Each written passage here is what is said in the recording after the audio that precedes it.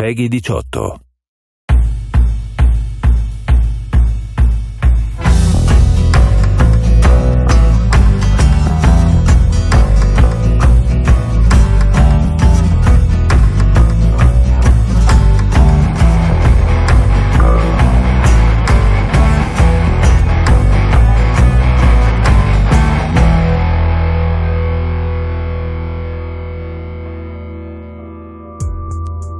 At the end of Wasteland 2, it was pretty grim for the Rangers. They ended up having to nuke their own base to take out an AI, and they were really sort of down on their heels at that point. And Wasteland 3 picks up where the Patriarch of Colorado, who's an authoritarian, reaches out and said, I'll help you rebuild if you give me help with some of my problems here in Colorado. And so that's really where Wasteland 3 begins, as the Rangers make their way out to Colorado to speak with the Patriarch. We tried our best to give Wasteland 3 the same flavor and the same moral questions and pathos and humor as Wasteland 2, which is a continuation of the traditions that began in Wasteland 1, which had all of those things. We like to think about stories not just saving the world, but things that are more personal. And so that was one part of the things that drove us with the Patriarch, is he had an issue that he was dealing with that was more personal, not wasn't saving the world or taking over the world. And the other part was just, again, getting them into a new area, and we thought Colorado would be great because of NORAD and the doomsday preppers that live there. And also, we love the Denver airport and all the weird, superstitious stuff that's there. We thought this is perfect for Wasteland. One of the characters that you'll meet in Wasteland 3 is Mother Nancy Reliance, who is the leader of the Gippers. The Gippers believe that Ronald Reagan is a god. They call him God President Reagan. And she is both Ronnie's wife and his high priestess. They may be crazy, the Gippers, but they control all the oil in Colorado, so you kind of got to deal with them if you want any oil.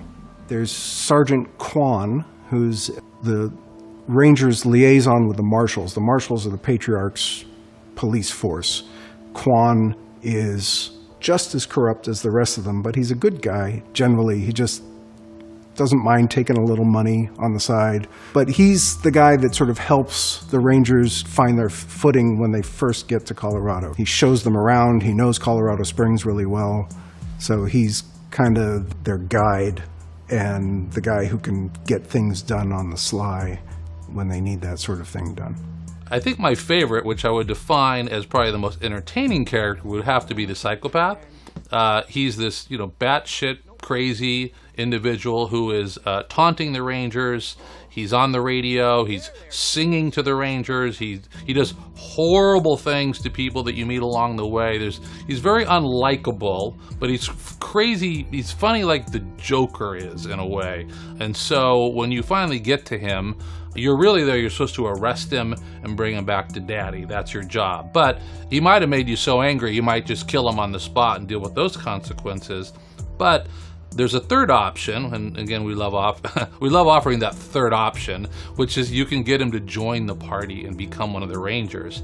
And that's where now the whole world is going to react to the fact that you've got this crazy guy in your group, to the point where things completely change. I've said the world is always watching you. So there's a scene shortly thereafter where you run into a group of people who were previously friendly to you, who are questioning, why is this guy in your party? And then you respond with however you sort of rationalize it, and that turns into a fight. And now you're in a battle to the death with people who were friendly prior to them.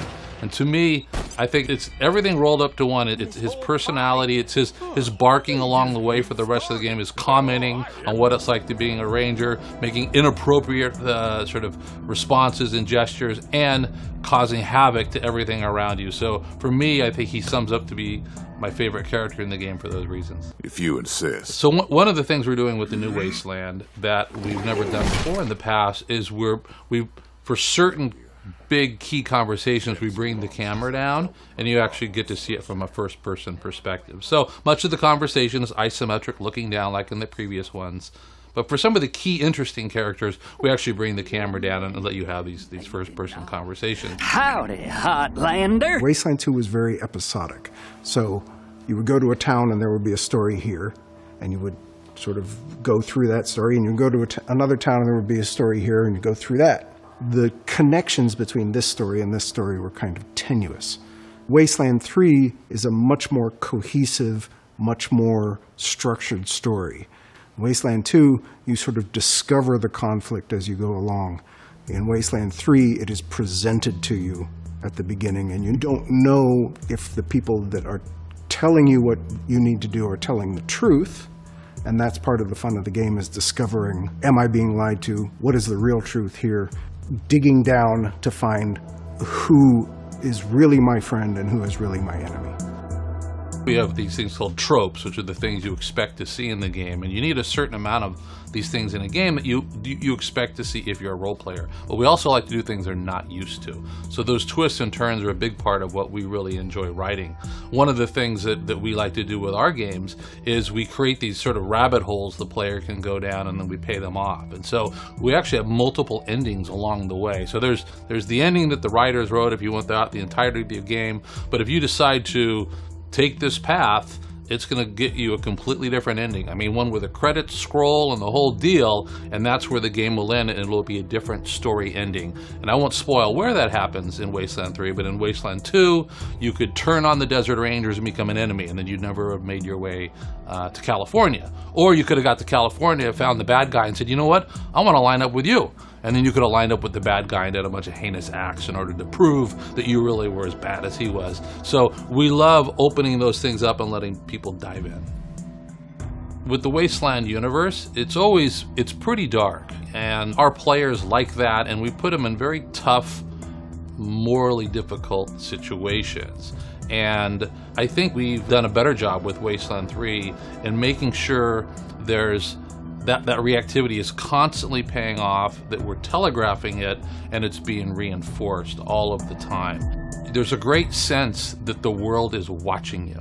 You know, you'll do a bunch of series of acts, and then an hour later, 10 minutes later, 10 hours later, you run into people talking about what you did. And there's this great moment where you're like, oh boy, they're actually watching this. And so I think that's what makes the world really sort of special.